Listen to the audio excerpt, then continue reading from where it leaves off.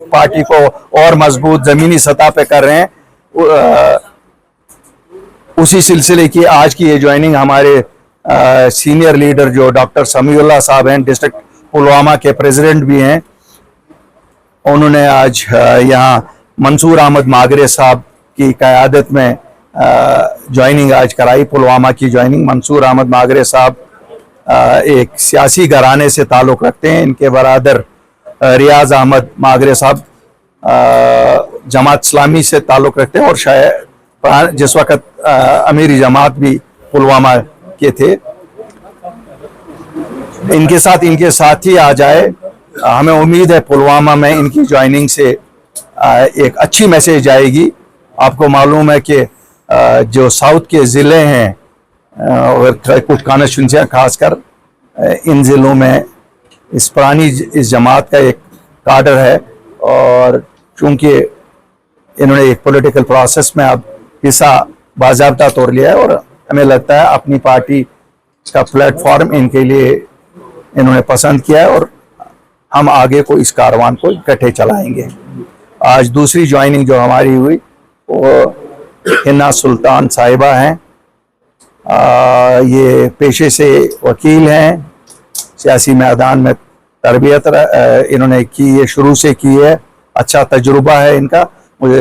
मैं इनको भी वेलकम करता हूँ और मुझे लगता है जो हमारा यूथ बिल्डिंग का काडर अपने यावर साहब की सरबराही में बन रहा है, she will prove an asset, उसके लिए ये एसेट प्रूव करेंगे। और आगे अगले दिनों में आप देखेंगे कि वुमेन का एक काफ़ी हिस्सा जो हमारी वुमेन प्रेसिडेंट साहिबा भी कर रही हैं काम, इकट्ठे ये सब लोग यूथ को मिला के आगे चलेंगे।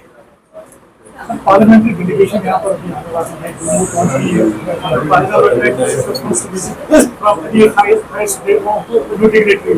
कैसे आप इस डेलीगेशन के विजिट को देखते हैं? देखिए, अच्छा है। इन डेलीगेशन से उम्मीद है कि ये भी एक सिग्नल भेजेंगे कि कश्मीर पुरअमन है।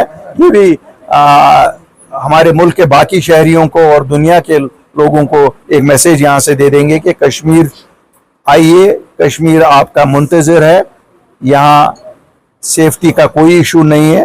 हादसात कहीं पे भी होते हैं, हादसात तो हाईवे पे आप चल रहे हैं तो एक्सीडेंट हो जाता है, ऐसा ही एक एक्सीडेंट पहलगाम को कहेंगे। हमें बड़ा दुख है कि इंसानी जानें तलफ हुई, लेकिन कारवान को आगे चलना है और इस जो पार्लियामेंट्री डेलीगेशन है, हमें उम्मीद है वो भी इस सिलसिले में अपने असर व रसूख को इस्तेमाल करेंगे। सर 9 महीने ऑलमोस्ट होने को है एनसी सरकार, ना ही एम्प्लॉयमेंट है, ना ही बिजली फ्री दी गई, ना ही चावल फ्री दिया गया, कुछ भी फ्री नहीं दिया गया जो कागजों पे लिखा। अभी मैनिफेस्टो का 1% भी प्रॉमिस पूरा नहीं किया। देखिए, मैं बड़ा खुल के बात करता हूं, आपको पता है मैं लपी लिपटी नहीं बोलता हूं। हम लोग जब 8 मार्च 2020 को निकले, हमारे पास कोई मैंडेट नहीं था, बिल्कुल कोई मैंडेट नहीं था लोगों का, लेकिन दिल में दर्द था अपने लोगों का। और हम जो 40 या 50 लीडर उस वक्त मिले, हमने अपनी रेपुटेशन को दाव पे लगा के गवर्नमेंट ऑफ इंडिया को मजबूर किया कि 3 महीने की नेगोशिएशन के बाद उनके साथ ये तय पाया कि वो एक हुक्मनामा इशू करेंगे जिसके तहत जम्मू कश्मीर की ज़मीनें खाली अस्तानी लोग ही आपस में खरीदो फरोख्त कर सकते हैं और जम्मू कश्मीर की सभी नौकरियां हमारे बच्चों के लिए होंगी। मुझे लगता है अगर हमारे पास मैंडेट होता हम शायद 370 भी वापस लाते, लेकिन हमारे पास कोई ऐसा मैंडेट उस वक्त था नहीं। तो आज जो सरकार जिसकी आपने अभी बात की, 50 MLA उनके हैं, इतनी बड़ी मैंडेट से बनी हुई सरकार अगर उतना कुछ भी नहीं ला सकती है जो हमने लाया, तो मुझे लगता है ये अफसोस की बात है।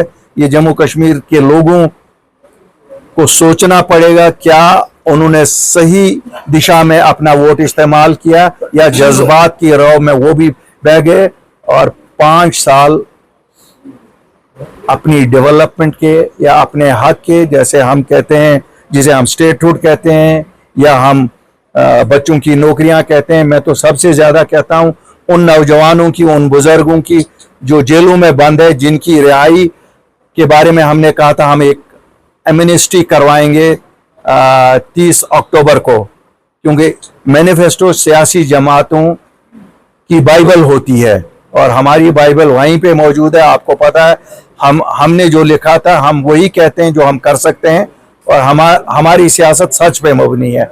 मुझे लगता है कि यहाँ लोगों ने सच की आवाज़ को उस वक्त पहचाना नहीं। बहरहाल शुक्र अल्हम्दुलिल्लाह इन 9 महीनों में लोगों को एहसास हो गया है कि दूध का दूध और पानी का पानी। तो खुद ही उससे मुकर गए। जो उन्होंने कहा वो पूरा नहीं कर रहे हैं। अब कभी वो कहते हैं हमें 5 साल में करना है, कभी वो कहते हैं 1 महीने में हमें 1 लाख जॉब्स देने थे। तो मुझे नहीं लगता है मेरे कहने से उसमें कोई फर्क पड़ेगा। लोग खुद बेहतरीन जज हैं और वो लोग खुद जानते हैं कि उन्होंने क्या किया, कौन सी चीज सच कही, कौन सी चीज झूठ कही। मेरे लिए अच्छा नहीं है कि मैं किसी पे इल्जाम तराशी करूं। न्यूज़ आई थी जिसमें आपकी कंस्टिट्यूंसी में जो एमएलए चुन के आए हैं उन्होंने ऐसे काम नहीं किया, आज वो रिग्रेट कर रहे हैं कि आपने जीता नहीं तो वहाँ पर काम हो जाता। देखिए ये तो जमहूरियत का एक हिस्सा है। कहीं लोग खुश होते हैं, कहीं लोग नहीं खुश होते हैं, चलता रहेगा।